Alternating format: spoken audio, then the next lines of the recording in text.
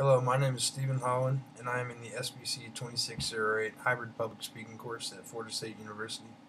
For this assignment, we were asked to record a short, memorized selection of a speech or a book or a movie of our personal liking. I've decided to perform my own short excerpt from Dr. Martin Luther King's speech, "I Have Been to the Mountaintop." Several years ago, I was sitting in New York City, autographing the first book that I had ever written. While I was sitting there autographing books, a demented black woman came up. The only thing I heard from her was, "Are you Martin Luther King?" And looking down, writing, I said yes. And the next moment, something was beating on my chest. Before you knew it, I had been stabbed by this demented black woman, and I was rushed to Harlem Hospital. It was a dark Saturday afternoon, and the blade had run through. The x-rays showed that the tip of the blade was on the edge of my aorta, the main artery. Once that's cut, you're drawing down your own blood. That's the end of you. And a letter came from a little girl who was a student at the White Plains High School.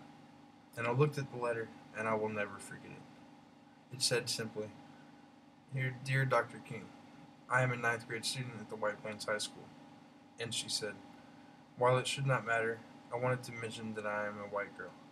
I read in the paper of your suffering and of your misfortune, and I read that if you had sneezed, you would have died.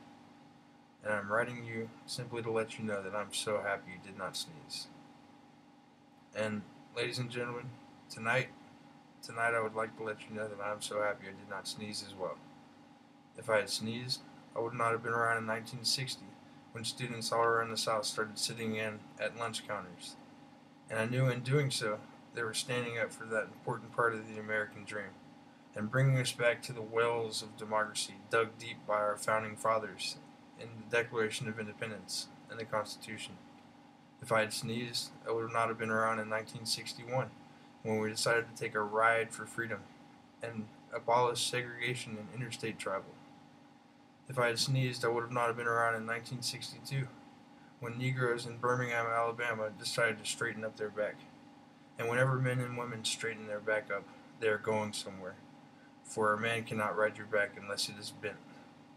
If I had sneezed, I would not have been around in 1963 when the black people of Birmingham, Alabama aroused consciousness in our nation and led to the passing of the Civil Rights Bill. If I had sneezed, I would not have been around later that year, in August, to try to tell America about a dream that I had had. I'm so happy that I didn't sneeze.